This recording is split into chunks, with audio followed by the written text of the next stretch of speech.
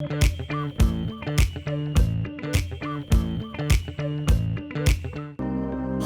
සුළුයි.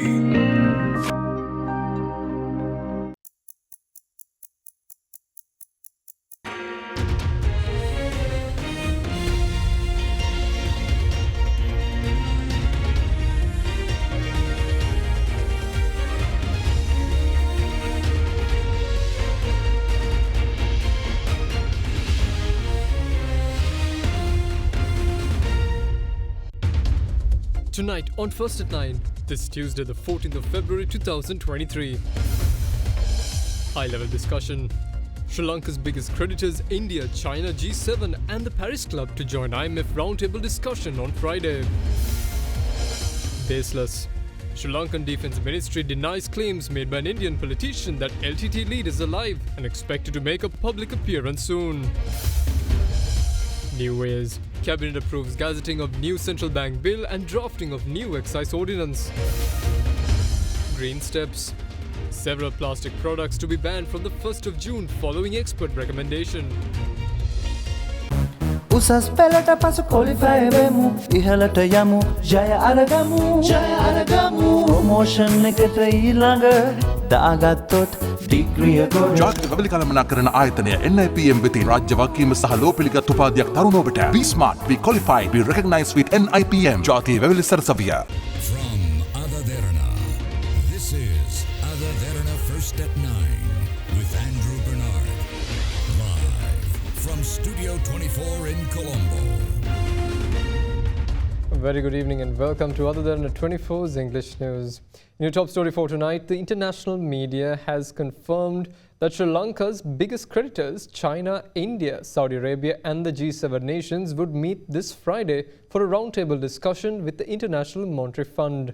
Sources have also revealed that members of the Paris Club, the Institute of International Finance, the International Capital Markets Association and 2 other private financial institutions will participate in the meeting that is due to discuss concerns of China's cut-off dates to protect new financing from debt restructuring.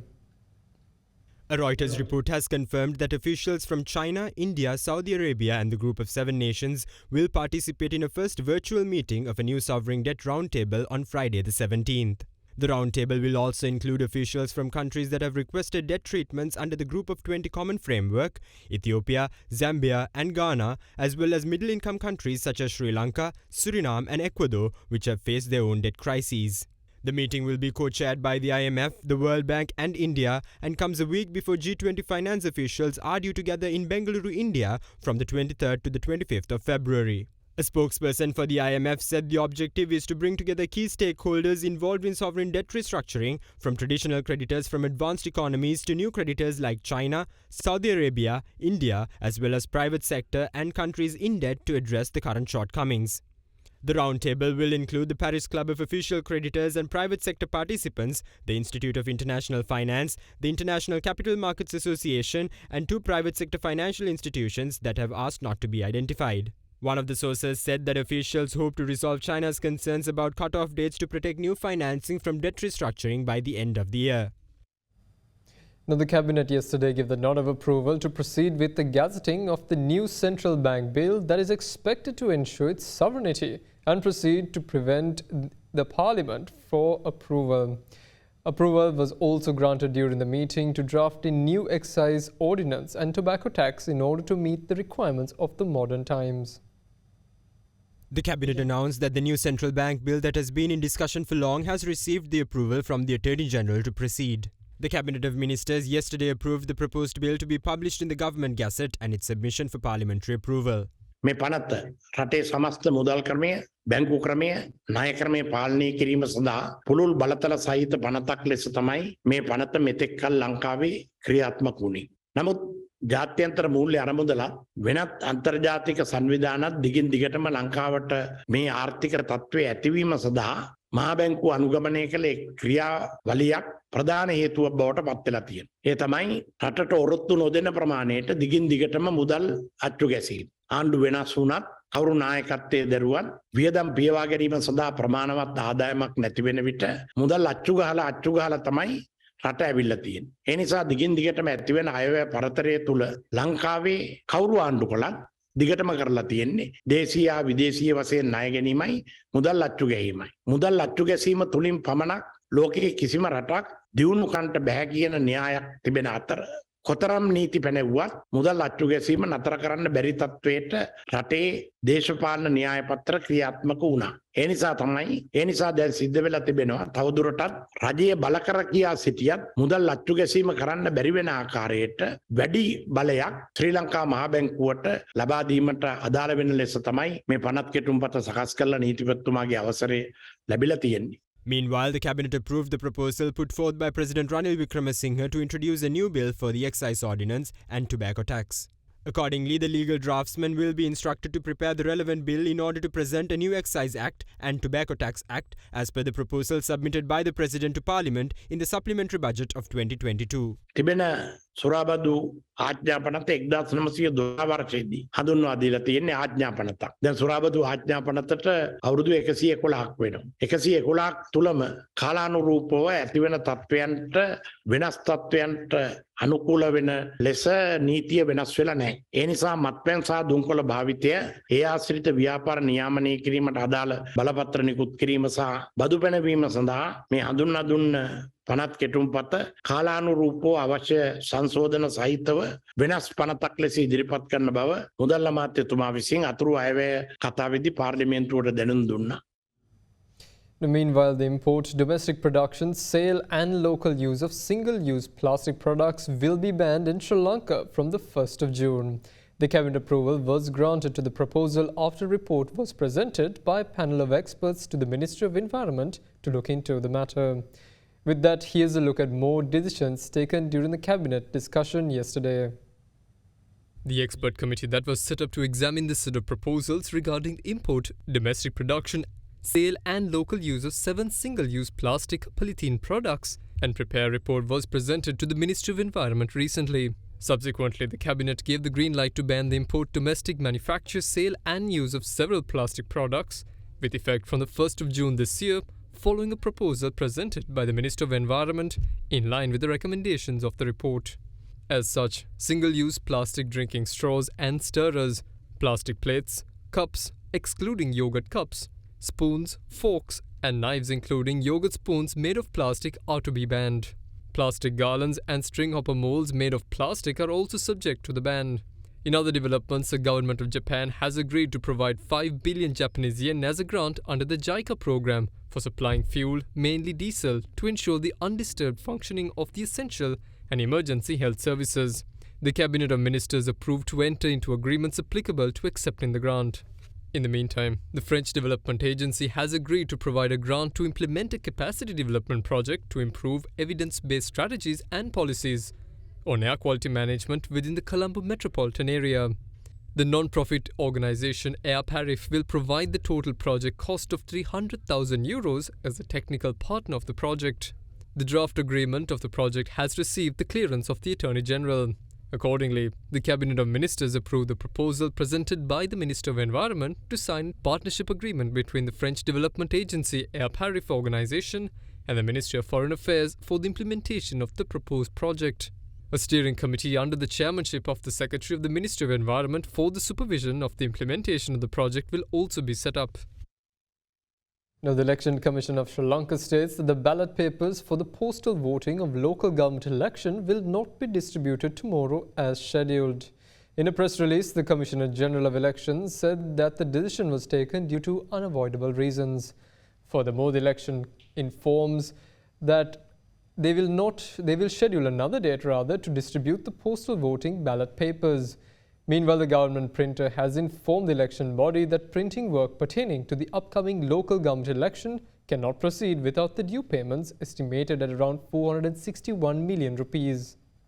Now, opposition leader Sajith Premadasa says that the Samagi Janabala Vega is against vandalism and killing people, but stand in solidarity with the protests that were carried out in the country last year.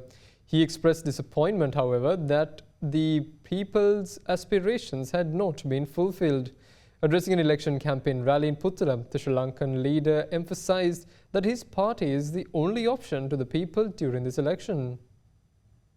පාර්ලිමේන්තුවේ රට කාපු පොහොට්ටුවේ 134ක් එක්කහුව වෙලා දැන් හදලා තියෙනවා අලි කපුටු පොහොට්ටු ආණ්ඩුවක්. කිසිම වෙනසක් වෙලා නැහැ. මේ රටේ ජනතාවගේ පැතුම ඉෂ්ට වුණේ නැහැ. වෙනස සිදු වුණේ නැහැ. ඒක ගැන අපි කනගාටු වෙනවා. මොකද අපි අවිහිංසාවාදී අරගලයට පක්ෂ වුණු අය. අපි ගෙවල් පුච්චනවට රාජ්‍ය දේපල පුච්චනවට මිනිස්සු මරනවට මිනිස්සුන්ට හිංසා කරනවට අපි විරුද්ධයි. ඒකට කැමති කණ්ඩායමක් ඉන්නවා. ඒගොල්ලෝ තිදිරිපත් වෙලා තියෙනවා මේ රටේ වගකීම බාර ගන්න. ඒ අරගලේ සැබෑ අරමුණ ඉෂ්ට වුණේ නැහැ. අදටත් මේ රට පාලනය කරන්නේ රාජපක්ෂ පොහොට්ටු සෙවණැලි ආණ්ඩුව. ඔබලට අවශ්‍ය නම් රට විනාශ කරපු රාජපක්ෂලව ගෙදර යවන්නට ඕන නම් වෙන මොනවත් නෙවෙයි කරන්න ඕන. මාර්තු 9 වෙනිදාට පැවැත්වෙන පළාත් පාලන මැතිවරණයේදී සමගි ජන බලවේගයට අතිවිශිෂ්ට ජයග්‍රහණයක් අත්පත් කර දීමයි. එතනින් අතර වෙන්නේ නැහැ. පාර්ලිමේන්තු මැතිවරණයක් දිනනවා. ජනාධිපතිවරණයක් දිනනවා. The leader of the National People's Power, Andrew Kumara Dissanayake, claims that his party will lead by example on how the country needs to be developed. Addressing an election campaign rally in Beruwala, he went on to say that if the people give them power this time, they will take decisions in favour of the country. අපි දේශපාලකයන් හිටිය ලෑස්ති මේ රට ගොඩනගන්න ආදර්ශය දෙන්න. මේ ආදර්ශයක් නැතුව මේ රට ගොඩ ගන්න බෑ. මන්ත්‍රීවරුන්ට වාහන පර්මිට් දෙන එක නතර කරනවා. මන්ත්‍රීවරුන්ට විශ්‍රාමයට උපදින එක නතර කරනවා. හිටපු ජනාධිපතිවරු වාහනයෙන් බලා ගන්න එක නතර කරනවා. ඇමතිවරුන්ට කොළඹින් ගෙවල් දෙන එක නතර කරනවා. ඇමතිවරුන්ගේ ලයිට් බිල වතුර බිල ගෙන එක නතර කරනවා. ජනාධිපතිවරයාට රට පුරා තියෙන මන්දිර සංචාරක මණ්ඩලයට පවරලා දෙනවා. එහෙනම් ඒ වැඩේ කරන්න බෑ මේ පළාත් පාලන මැතිවරණ ඒක අපි දන්නවා. හැබැයි මේ පළාත් පාලන මැතිවරණ හොඳ ජයග්‍රහණයක් කරන් දෙන්න. පොට්ටුවට බලයක් නැහැ කියලා අපිට පෙන්වන්න පාර්ලිමේන්තු විසිරුව හැරීමේ සටන ඊට පස්සේ පටන් ගන්නවා. අපිට දැඩි විශ්වාසයක් මේ රටේ ජනතාව කෙරෙහි තියෙනවා. එළඹෙන මාර්තු මාසේ 9 වෙනිදා වැඩිම ජයග්‍රහණයක් අත්පත් කළ දෙන්නේ මාලිමාවට බවට සාතිකයක් තිබෙනවා. මේ වෙලාවේ වරද්දාගත්තොත් වරදුනාම තමයි. මේ වෙලාවෙත් මේ වැඩේ කරේ නැත්නම් ජනතාව මේ රට දාලා යනවා. මෙච්චර ව්‍යසනයක් වෙලත් ජනතාව මෙහෙම තීන්දුවක් ගත්තේ නැත්නම් පැරණි අයම නම් හොය හොය ඉන්නේ. මිනිස්සු මොකටද ඉන්නේ? මිනිස්සු බිඳ වැටෙනවා. හොරු මොකද කියන්නේ? මෙච්චර හොරකම් කරලත් අපිට ඡන්දෙ දෙනවා නම් තව හොරකම් කරන්න ඕන කියලා හිතේ. නැද්ද? ජනතාව ගෙන ආයෙ ගහපන්. මේකද මේ කියන්නේ? මේක වෙනස් කරන්න ඕනේ නැද්ද? අන්නේ වෙනස් කිරීමේ තීන්දුව ගමු. මේ බේරුවල නගර සභාව මාලිමාවට බාර දෙන්න. අපි නගර සභාවත් හදන්නම් රටත් හදන්නම්. The President Ranil Wickremesinghe instructed officials to ensure that no one is in need or is overlooked when providing rice to low-income families.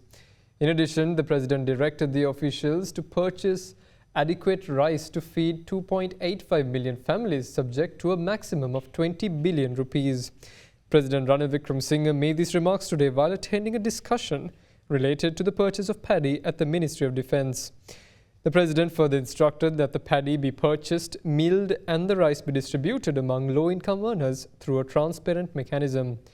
Previously, it was decided to allocate 10 billion rupees to purchase 61,600 metric tons of paddy under the program of providing 2 million low-income families with 10 kilograms of rice per month over a period of 2 months free of charge. However, it was revealed during this discussion that 2.85 million families have been identified as being in need of this assistance. Accordingly, President Ranil Wickremesinghe directed the officials to implement the program for all of these people.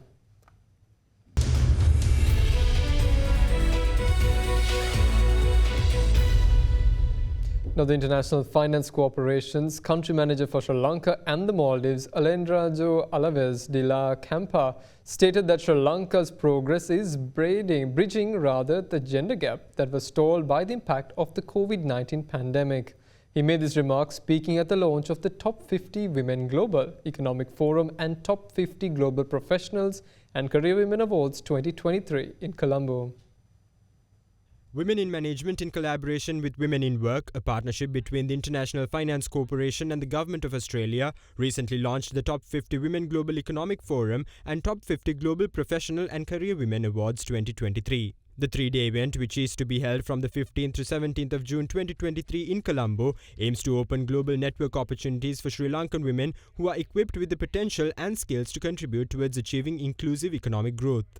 At the official launch, the International Finance Corporation's country manager for Sri Lanka and Maldives, Alejandro Alvarez de la Campa, shared his thoughts on the present state of Sri Lanka's efforts to bridge gender disparity in the workforce. Sri Lanka is a country that has done a lot in trying to reach that gap. Unfortunately, the last few years have not been good for closing that gap. In fact, the COVID-19 pandemic has had a very, very negative impact, and the World Economic Forum says that now it will take another 130 years to close that gap globally. More than 64 million women have lost their jobs as a result of the pandemic. But times of crisis are also times of opportunity. That's where we see the role of women as important as ever in trying to help Sri Lanka navigate out of the crisis. There's a lot of empirical evidence of the potential that women have in creating more competitiveness, more growth in the economy. The women empowerment and gender equality is not just a social or moral imperative, but it's now smart economics, and it's something that we really need to think from the economic point of view. Meanwhile, the Chief Executive Officer of the Hemas Group, Kasturi Chelaraja Wilson, highlighted Sri Lanka's greatest challenge in competing with the global economy. The biggest challenge we have in this little island, who has survived with protectionism policy, is that we don't have access to markets. We don't know how to access. And what we need is, how do you get networks out there? How do you have market access? How do you get channel access? How do you understand what consumers out there want? We think what we have here is what's relevant there. It doesn't work that way. Now, the All Share Price Index closed in red as results of price losses in counters such as Commercial Bank, Softlogic Life Insurance and Lanka IOC, with the turnover also crossing 2.2 billion rupees. The SPI closed down by 151.8 to end at 8,638.92. A similar behavior was witnessed in the S&P SL 20 as it closed 46.37 lower to end at 2,648.99. Now, high net worth and institutional investor participation was noted in Nations Trust Bank, Lanka IOC and John Keel's holdings. Mixed interest was observed in Softlogic Life Insurance, Aitken Spence and ACL Cables, whilst retail interest was noted in Softlogic Capital, Industrial Asphalts and Browns Investments. Furthermore, foreigners remained active buyers in closing today. Capital goods sector was the top contributor to the market turnover, while the sector lost 1.16%. In the meantime, the share price of John Keel's holdings decreased by 1 rupee to close at 140 rupees. Now let's take a look at how the rupee traded against other major currencies during the day.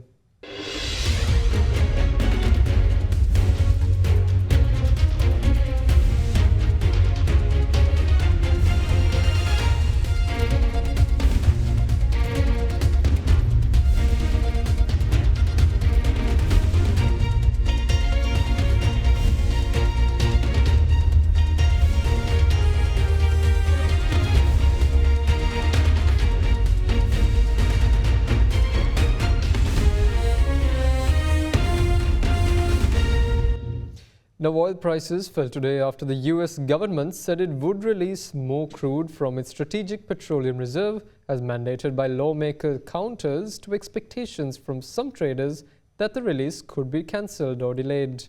Meanwhile, traders are also expecting the much anticipated inflation data for the month of January to anticipate market movements. Brent crude futures fell by 0.5% to $86.18 per barrel by 7:30 a.m. GMT, while US crude futures fell by 0.89% to $79.43 per barrel. The US Department of Energy said after the previous session ended, it would sell 26 million barrels of oil from the SPR, a release that would likely push the reserve to its lowest since 1983. The Department of Energy had considered cancelling the fiscal year 2023 sale after US President Joe Biden's administration last year sold a record 180 million barrels from the reserve. But that would have required Congress to act to change the mandate. Traders will be looking for clues from today's crucial US Consumer Price Index data for January. US monthly consumer prices rose in the previous 2 months instead of falling as previously estimated, raising the risk of high inflation readings in the months ahead. Supply concerns also eased after the Energy Information Administration said it expected record March production from 7 biggest US shale basins. Elsewhere, crude exports resumed at a key Turkish port after a devastating earthquake rocked the region. Now, Asian shares edged higher today, tracking a rebound on Wall Street ahead of a key US inflation report, while the yen recoursed losses against a sluggish dollar as Japan nominated a new central bank governor in a closely watched decision. The bounce, however, is set to taper off in Europe, with the pan-region Euro Stoxx 60 features remain largely flat, Both S&P 500 futures and Nasdaq futures were off as well. In Asia, MSCI's broadest index of Asia-Pacific shares outside Japan rebounded 0.3%. Japan's Nikkei rose 0.6%. Chinese shares wobbled with blue chips losing 0.4% and Hong Kong's Hang Seng Index easing 0.2%. Meanwhile, news on US Secretary of State Antony Blinken meeting top Chinese diplomat Wang Yi at the Munich Security Conference this week slightly eased tensions between the world's two largest economies. This comes after the United States shot what it said was a Chinese spy balloon and other flying objects of unknown origin. Overnight on Wall Street, the S&P 500 rose 1.2% while the Nasdaq rallied 1.5% and the Dow Jones was up 1.1% as investors looked forward to the January Consumer Price Index data, which is expected to show how effective Federal Reserve policy tightening has been in taming inflation. In currency markets, the dollar remained subdued ahead of the inflation data, easing another 0.1% after suffering a 0.3% loss against its major peers the last session. In particular, it weakened 0.4% against the Japanese yen at 131.83 yen after gaining 0.8% the previous session. Also during the day, the Japanese government named academic Kazuo Ueda as its pick for the central bank governor, a surprise choice that could improve the odds of the end of its unpopular yield control policy. Japan's 10-year bond yields hovered at 0.5%, hitting the upper limit of a range enforced by the Central Bank of Japan as investors bet the yield control policy would be wound up eventually under the new governor. And that's all the news we have for you this evening. Join us tomorrow for the very latest news at the very same time. A pleasant evening and good night.